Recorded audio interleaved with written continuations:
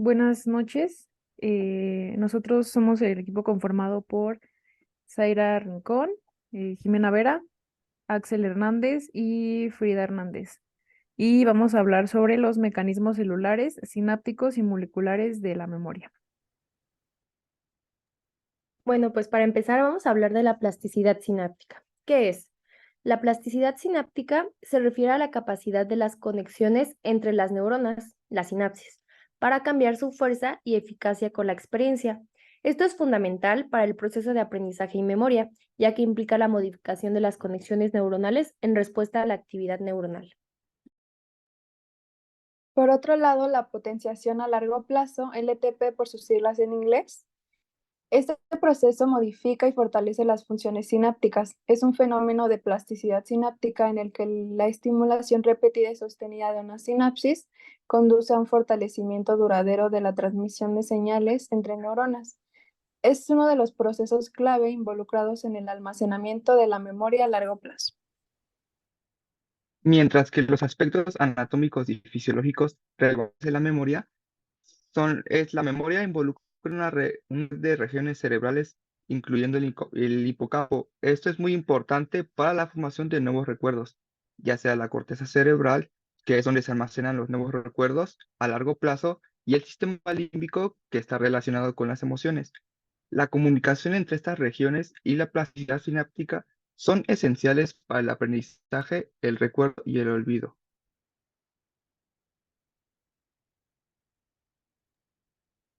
En cuanto a la memoria de largo plazo, vamos a hablar de cuatro aspectos importantes. El primero son las moléculas clave para el almacenamiento y recuperación de la memoria. Y bueno, algunas de las moléculas claves en la neurología de la memoria incluyen el glutamato, que es un neurotransmisor, el receptor NMDA, que es importante para la memoria, y proteínas como la sinasa, dependiente del calcio, y la proteína CREB, que desempeñan un papel muy importante en la consolidación de la memoria. ¿Qué son los receptores NMDA? Estos receptores son un tipo de receptor de glutamato que desempeña un papel clave en la plasticidad sináptica y en la potenciación a largo plazo. Estos receptores permiten la entrada de calcio en lo que es esencial para el fortalecimiento de la sinapsis y la formación de la memoria a largo plazo. Por otra parte, entraremos un poco en el condicionamiento clásico y el condicionamiento instrumental. El condicionamiento clásico es un tipo de aprendizaje asociativo en el que se forma una conexión entre estímulos. Puede ser, por ejemplo, el sonido de una campana y la comida en perros, que fue una prueba que hizo Pavlov. El condicionamiento instrumental, por su parte, implica asociar una acción con una recompensa o castigo para aprender un comportamiento en específico. Mientras que los recuerdos son construcciones cognitivas complejas. La creación de un recuerdo se produce por la activación coordinada de distintas áreas cerebrales relacionadas, con la percepción, la emoción, la memoria y la atención. Estos recuerdos pueden ser episódicos, es decir, relacionados con eventos específicos, o semánticos, que es conocimiento general. Estos recuerdos pueden ser almacenados en diferentes áreas del cerebro y pueden ser de corto plazo o largo plazo. Y bueno, en tanto a la memoria a corto plazo, vamos a comenzar hablando sobre los mecanismos celulares que están involucrados en ella. Y bueno, en este caso la memoria a corto plazo se asocia con la actividad de las neuronas en áreas como el lóbulo frontal y el lóbulo parietal del cerebro. A nivel celular, la actividad sináptica desempeña un papel muy importante en este tipo de memoria y la activación repetida de la sinapsis permite mantener temporalmente la información en un estado activo. Igual, bueno, de la misma manera, la memoria a corto plazo también depende de procesos como la depolarización y liberación de neurotransmisores en áreas cerebrales que están relacionadas con este tipo de memoria en específico. Por otro lado, tenemos la variabilidad en la capacidad de aprendizaje y memoria. Esta capacidad de aprendizaje y memoria puede variar significativamente entre individuos. Esto se puede deber a factores genéticos, se puede deber a factores ambientales y experienciales. Algunas personas pueden tener una memoria a corto plazo excepcional, mientras que otras pueden tener dificultades para retener información temporalmente.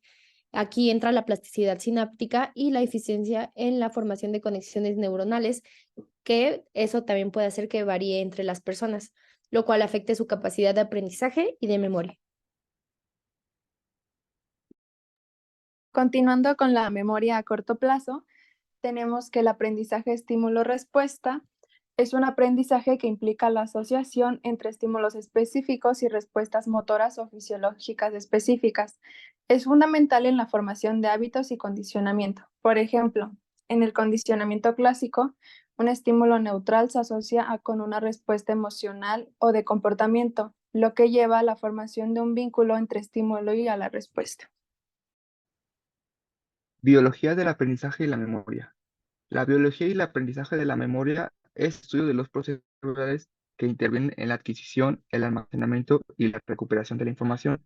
Este aprendizaje de la memoria son funciones cognitivas que dependen de la actividad de las neuronas y la sinapsis, que son conexiones entre ellas. Y bueno, en tanto a las interacciones celulares y circuitos neuronales que están implicados en el proceso amnésico, sabemos que las interacciones entre las neuronas y sus circuitos desempeñan un papel esencial en el proceso de creación de la memoria, y la formación de recuerdos implica una activación y comunicación de múltiples neuronas y áreas cerebrales, entre ellas principalmente el hipocampo y la corteza cerebral. Y pues también hay algunos circuitos neuronales específicos que se van a activar durante este proceso de consolidación y recuperación de la memoria. Bueno, pues como mencionamos, la plasticidad cerebral es muy importante en estos procesos de memoria y aprendizaje. ¿Qué es la plasticidad cerebral? Bueno, se refiere a la capacidad del cerebro para cambiar su estructura y función en respuesta a la experiencia. Esta plasticidad es fundamental en el aprendizaje y la memoria, ya que permite que las conexiones neuronales se fortalezcan o debiliten en función de la actividad neuronal. La plasticidad sináptica, como la LTP mencionada anteriormente, es un mecanismo clave en la formación de la memoria. Continuamos con una pregunta, que es ¿cómo olvida nuestro cerebro? Bueno, este proceso de olvido se produce por la activación de mecanismos celulares y moleculares como la neurotransmisión, la apoptosis neuronal y la denervación, que permiten la eliminación selectiva de información almacenada en el cerebro. El olvido es un proceso natural y necesario para la eficiencia de la memoria. Aunque no se entiende completamente, se cree que el olvido puede ser el resultado de la debilitación gradual de las conexiones sinápticas no utilizadas o la interferencia con otras memorias. Depresión a largo plazo se puede explicar como la forma de plasticidad sináptica que implica la debilitación sostenida de la sinapsis. Esto puede ocurrir después de una sobreexposición a un estímulo o cuando ciertos recuerdos ya no son relevantes. Y bueno, sobre las patologías que están relacionadas con la memoria y su base molecular, sabemos que uno de los ejemplos más eh, extendidos es el Alzheimer y el deterioro cognitivo leve. Estas afecciones están comúnmente asociadas con cambios en la estructura cerebral y en las moléculas claves para la memoria. En el caso del Alzheimer tenemos la acumulación de placas de beta amiloide, y pues todas estas alteraciones siempre van a estar afectando distintas moléculas y distintos procesos celulares que estén implicados directamente tanto en la memoria como en el aprendizaje. Bueno, vamos a tocar ahora un punto muy importante en la consolidación de la memoria y del aprendizaje, que es la importancia del sueño en este proceso.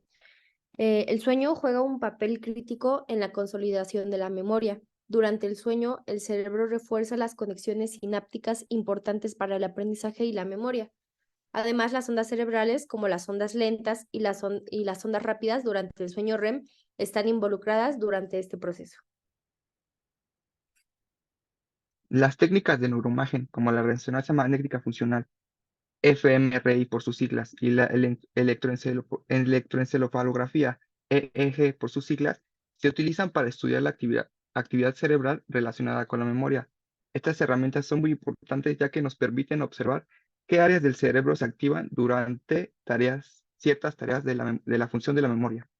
Finalizar, vamos a hablar un poco sobre los nuevos fármacos y terapias que se han estado desarrollando en torno a la investigación en la neurobiología de la memoria. Y sabemos que el desarrollo de nuevos fármacos y terapias, por ejemplo, para el Alzheimer y otras patologías que están relacionadas con la memoria y el aprendizaje, actualmente es una de las perspectivas más importantes en la investigación. Y algunos de los enfoques incluyen el uso de medicamentos para aumentar la plasticidad sináptica o en otros casos también puede ser la estimulación cerebral profunda. Y pues esto sería todo de nuestra parte. Estas son nuestras referencias y muchas gracias por su atención.